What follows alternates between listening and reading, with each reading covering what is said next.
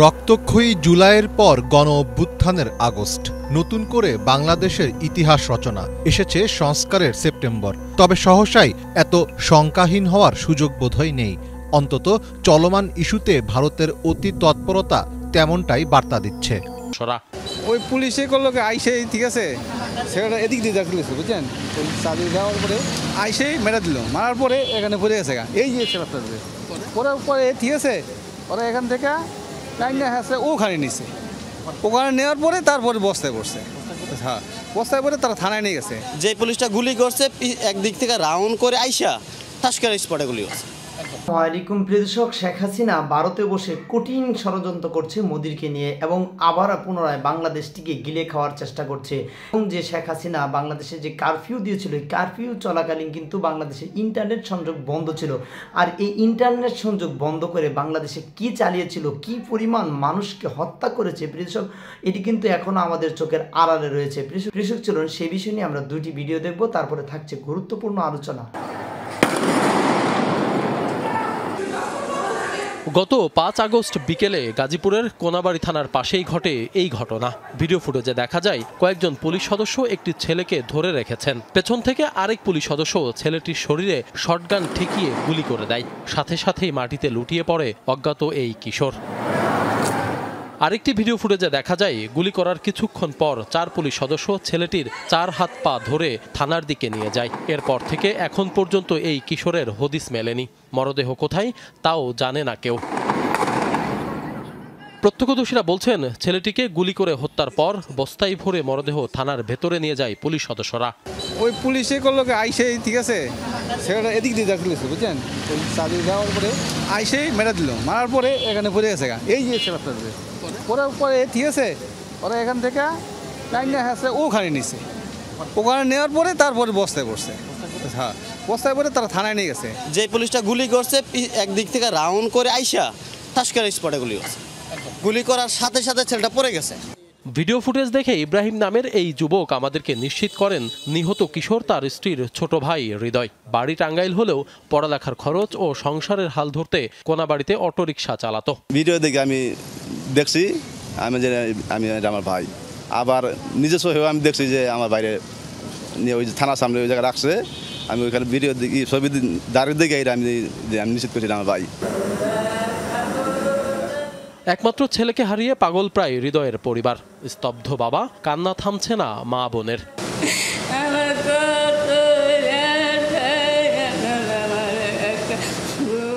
হত্যাকাণ্ডের বিচারের পাশাপাশি মরদেহের সন্ধান চাই পরিবার। আমার বাবার লাশটাই না দিবেন, যে চাই আমি বাবার আড্ডিটা পাইলাম দেশে নিয়ে মারি দিব। আমার ছেলেটা মাইরা গোপন করে হালাই দিয়েছে, আমার ছেলের লাশ চাই আর পুলিশের বিচার চাই। লাশ কি করছে এটা পুলিশে জানে, এটা পুলিশের দলে থানার ওসি আছে, হ্যাঁ দলেই পাওয়া যাবো কই রাখছে। স্থানীয়রা বলছেন, হৃদয়ের মরদেহ সহ আরও কয়েকটি মরদেহ ওই দিন রাতে গুম করেছে কোনাবাড়ি থানা পুলিশ। এখানে মারছে একটা, এঞ্জেল গেটে মারছে একটা, আবার মিডিক্স রোডে একটা, এলো 3টা, আর এমনি আছে 2টা মারা গেছিল। আমরা ওদিন সকালবেলায় না কেউ ফেরত নেই, কারও নেই। মরদেহের হদিস না পাওয়া গেলেও ওই ঘটনায় কোনাবাড়ি থানায় একটি হত্যা মামলা রুজু হয়েছে। সেখানে আসামি করা হয়েছে স্থানীয় 5 সাংবাদিক সহ কয়েকজনকে। মামলার বাদীর দাবি, নিজেদের দায় এড়াতে পুলিশ ইচ্ছামতো নাম দিয়ে মামলা রুজু করেছে।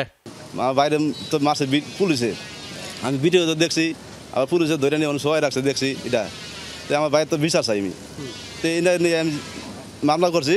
আমি তো নেকা করা জানি না, আমি কানা মানুষ। আমি একবার কাছে বইলা দিছি, তো এরা মামলা করছে।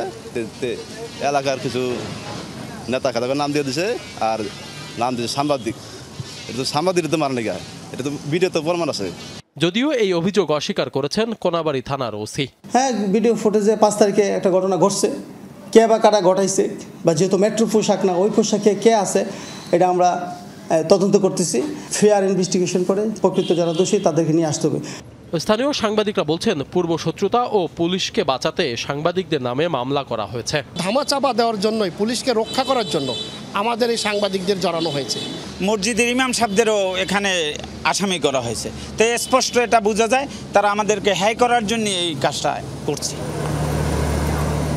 গত 5 আগস্ট কোনাবাড়ির ঠিক এইখানে গুলি করে হত্যা করা হয় হৃদয়কে। এরপর থেকেই তার মরদেহটিও গুম হয়ে গেছে। রক্তক্ষয়ী জুলাইয়ের পর গণ অভ্যুত্থানের আগস্ট, নতুন করে বাংলাদেশের ইতিহাস রচনা, এসেছে সংস্কারের সেপ্টেম্বর। তবে সহসাই এত শঙ্কাহীন হওয়ার সুযোগ বোধহয় নেই।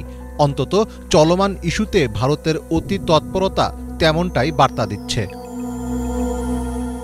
শেখ হাসিনোত্তর বাংলাদেশ নিয়ে ভারতীয় গোয়েন্দা সংস্থার একের পর এক পরিকল্পনা বাস্তবায়ন করছে বলে রিপোর্ট করেছে জার্মানির বন ভিত্তিক সংবাদ মাধ্যম দ্য মিরর এশিয়া। পত্রিকাটির প্রতিবেদনে বলা হয়েছে, বাংলাদেশকে নিয়ে ভারতের প্রথম প্রজেক্ট 1 সেপ্টেম্বর থেকে 30 নভেম্বর পর্যন্ত সময়ের জন্য।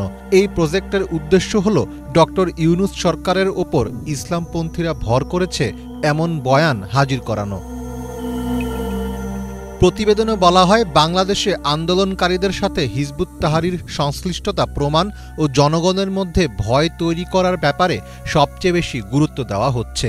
এক্ষেত্রে টার্গেট করা হচ্ছে তরুণ বামপন্থী নেতাদের।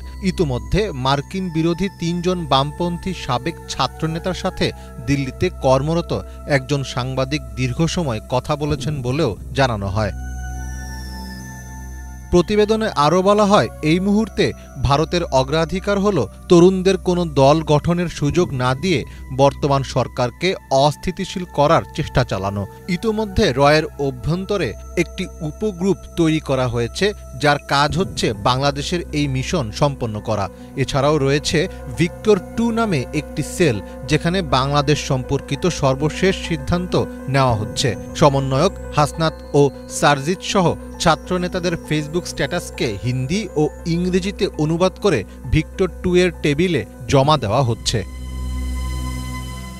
মিরর এশিয়ার প্রতিবেদনে বলা হয়েছে, গত 16 জুলাই যখন হাসিনা সরকার শিক্ষার্থীদের দেখামাত্র গুলির নির্দেশ দেন, তখন ধীরে ধীরে পরিস্থিতি সরকারের অনুকূলে চলে যায়।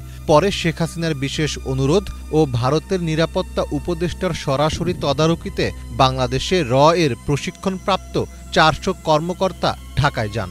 তাদের ভাষায়, কাশ্মীরি কায়দায় আন্দোলন দমন করে তারা দিল্লি ফেরেন 28 জুলাই। কিন্তু পরবর্তী পরিস্থিতি নিয়ে ওয়াকিবহল ছিল না।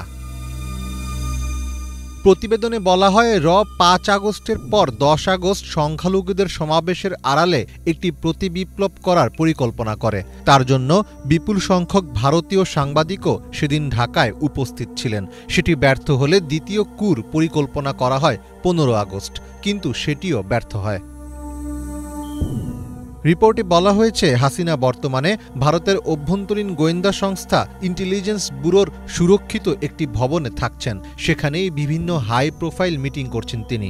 বাংলাদেশের সাবেক এই প্রধানমন্ত্রীর মনোবল ফিরিয়ে আনার জন্য তার সাথে নিয়মিত সাক্ষাৎ করছেন তার কন্যা সাইমা ওয়াজেদ পুতুল। ভারতেই শেখ হাসিনা দীর্ঘ সময় থাকবেন বলেই ধারণা করা হচ্ছে। শেখ হাসিনা যে কারফিউ দিয়েছিল, সেই কারফিউতে কি পরিমাণ মানুষের উপর নির্যাতন এবং মানুষের উপর পুলিশ কত জঘন্যভাবে তাদের উপর ঝাঁপিয়ে পড়েছিল, এবং একটি স্বাধীন রাষ্ট্রে পুলিশ বাহিনী কুত্তা তারা ধরে একজন সাধারণ মানুষকে, যে কোনো অপরাধের শিকার নয়, তিনি কিন্তু অপরাধ করেনি, বিনা অপরাধে তাকে শটগান দিয়ে গুলি করে রাস্তায় লুটিয়ে ফেলিয়ে দিয়ে তারপরে বস্তায় ভরে তার লাশটি গুম করে দেওয়া, এটা কত বড় অত্যাচার আর কত বড় নিমুখ হারামি ছিল পুলিশের। মানে জনগণের টাকায় পোশাক পরে, জনগণের টাকায় ভাত খায়, জনগণের টাকায় জুতা পরে, জনগণের টাকায় ওর নিঃশ্বাস ফেলে, তারপরেও ওরা এই জনগণকে এমনভাবে তারা রক্ত চুষে খেয়েছে, যার ইতিহাস এই বাংলার জমিন থেকে যাবে কিনা কোনো দিন সেটা আমাদের জানা নেই। আমরা এই ইন্টারনেট সংযোগ বন্ধ থাকার কারণে হয়তো এই খবরগুলো কিন্তু সঙ্গে সঙ্গে পাইনি। এখন কিন্তু সেই ভিডিওগুলো আমাদের সামনে চলে আসছে, এবং এই পুলিশের যে বর্বরতা, পুলিশের যে জঘন্য আচরণ, তাদেরকে কিন্তু এখন সেই চেহারাটা কিন্তু বেশি উঠছে। এখন পুলিশ বাহিনী যারা এই কর্মবিরতির তারা করছে, তারা এই আন্দোলন করছিল, আমি বলি তাদেরকে প্রত্যেককে ধরে এই আইনের আওতায় এনে তাদেরকে বিচার করা প্রয়োজন এবং কর্তব্য সরকারের জন্য। যেই নতুন সরকার থাকবে, এখন অন্তর্বর্তীকালীন সরকার রয়েছে ডক্টর ইউনূস, এবং তারপরেও যারা সরকার আসবে, এই পুলিশ বাহিনীকে যতক্ষণ পর্যন্ত সংস্কার না করতে পারবে ততদিন পর্যন্ত বাংলার জমিন থেকে স্বৈরাচার বিদায় হবে না।